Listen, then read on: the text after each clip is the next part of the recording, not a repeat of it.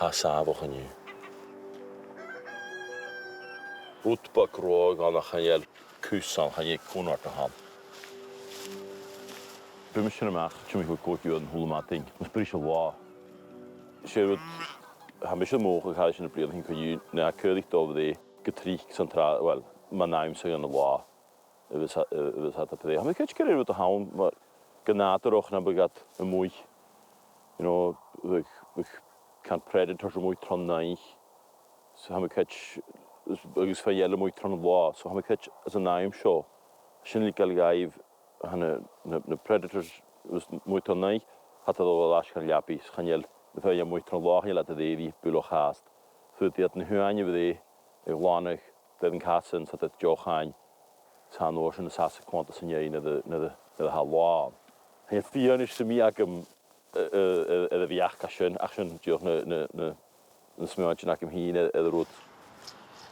A hi ydw an y mwy, agos diolch na hesi am y hyd, a casyn agos cawn non yw an yn dli. A mi cael hi sy'n chymod a nhw y hore.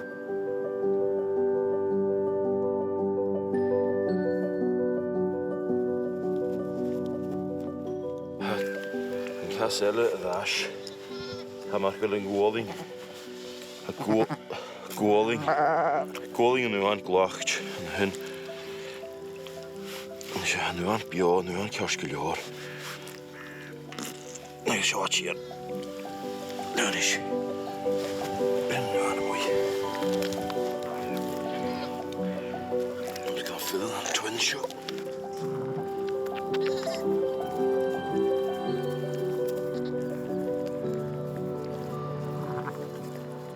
Ti'n ffyrch i'ch han?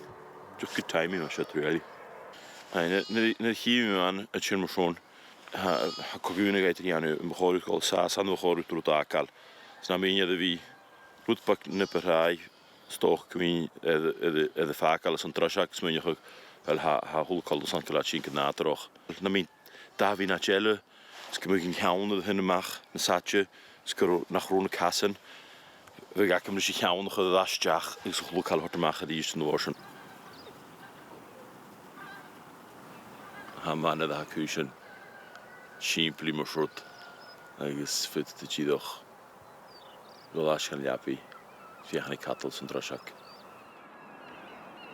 Gymig os noch hwys a'ch anymys mas yn y mat yn so, fe ga man na'n tro mi an yn iesgar fe gad y bydde, ach, y gydaim sy'n gynnu bli o'na, mis o mwy. Alarm ac ys o'n coegio yn hwlwmatau, ach gytrig be mis i geri can caslen iau cehen o dig hwns. A mi ddas liabir o coegio oedd yn, wel, mae hwyl cael ciosgilior. Ach be matyn yn nawn, schanau yw ddas, hynna mi ddas yn liabi idjor, ach stoc mi mi yw oedd hyd yn ag an a tri diolch dod swyl y peichen.